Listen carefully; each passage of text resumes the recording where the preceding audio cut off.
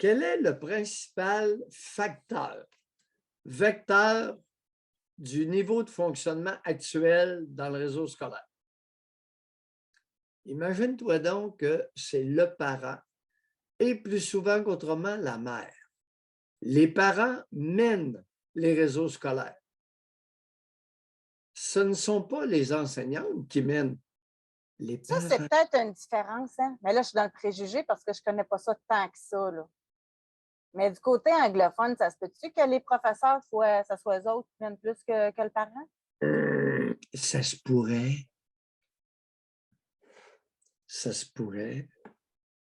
Et les règles, peut-être du côté anglophone, sont plus simples, plus claires. Du côté de la nation canadienne-française qui vit au Québec, il n'y en a pas de règles. C'est n'importe quoi. Et si les parents sont capables de faire des pressions, faire des menaces, je t'assure que ça roule.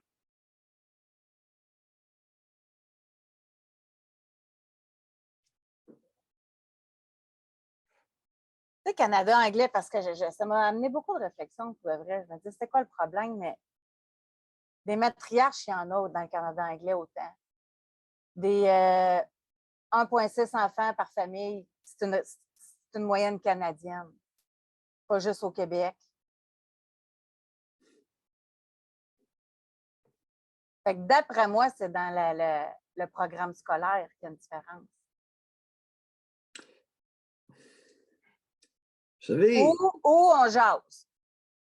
Bon, là, j'essaie de quoi, là, mais c'est plus facile apprendre l'anglais que le français. Le français, c'est une langue quand même complexe. Fait qu'à partir du moment où tu ne maîtrises pas un texte, compréhension de texte, bien, ça va te bloquer dans tout le reste de tes matières.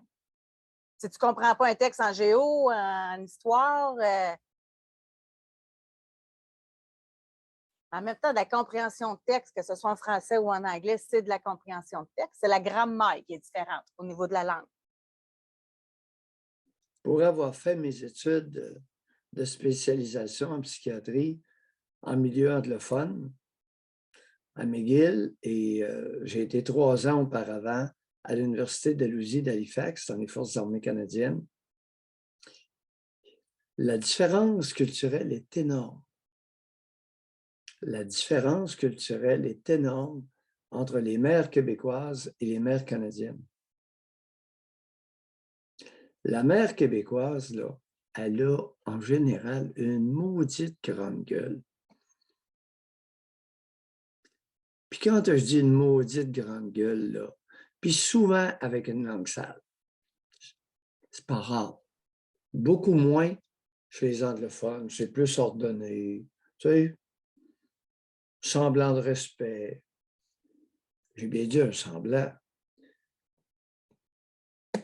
Il y a une caractéristique culturelle ici, là. La nation canadienne-française, que ça vous plaise ou pas, elle existe et elle a ses particularités. Elle a ses singularités. Elle a ses caractéristiques. Et oui, elle se distingue franchement de la culture anglophone du Canada. Oui.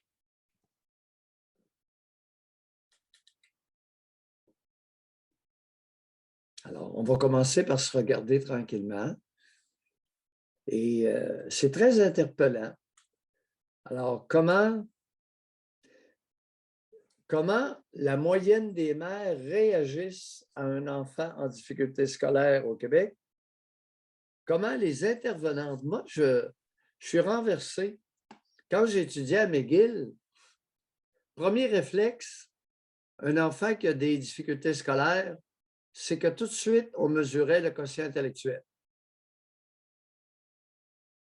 Dans la nation canadienne-française qui vit au Québec, un enfant a de la difficulté scolaire et on fait attention de ne pas connaître son quotient intellectuel parce que ça va l'ostraciser.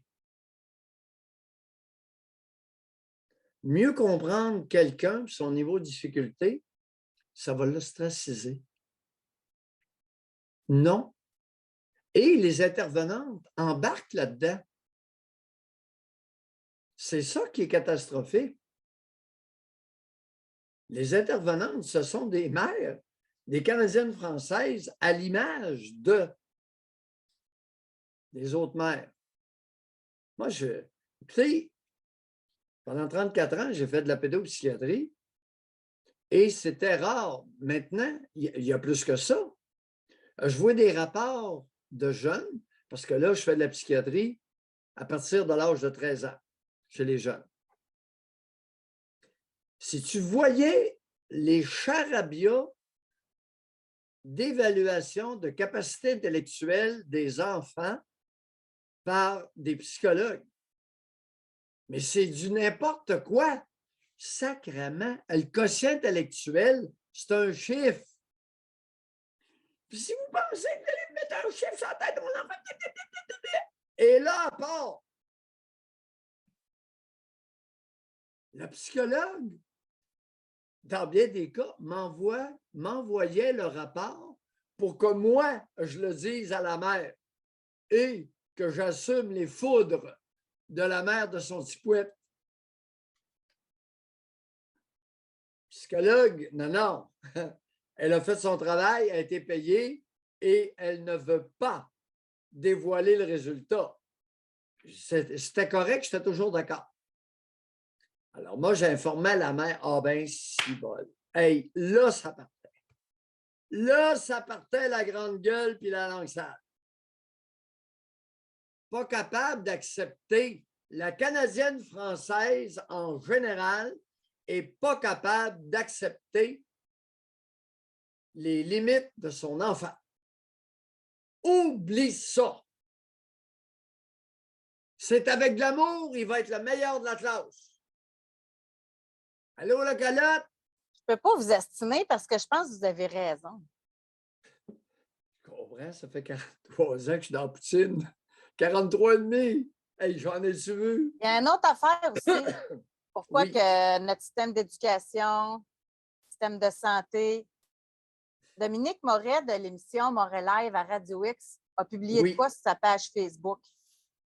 Je ne sais pas, là, avec ma lumière, là, comme ça, déjà là, vous voyez de quoi un petit peu, là, tout l'organigramme, là, tout ça, là on le voit de loin. Là.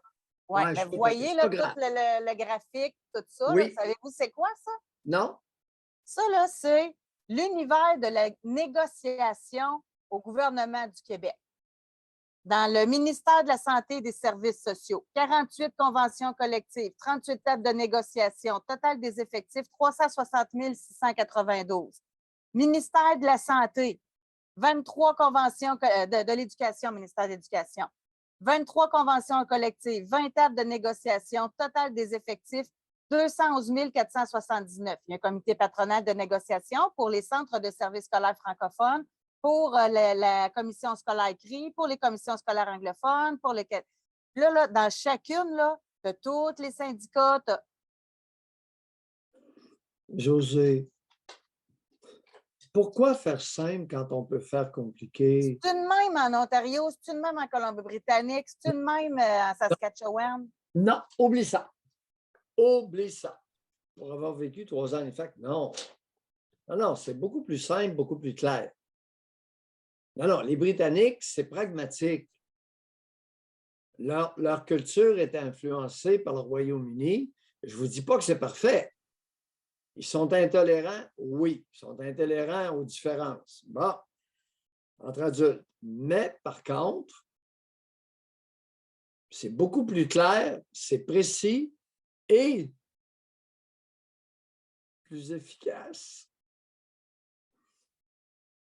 Le mot tabou dans la nation canadienne française, deux mots qui écartent le peuple, la productivité, l'efficience.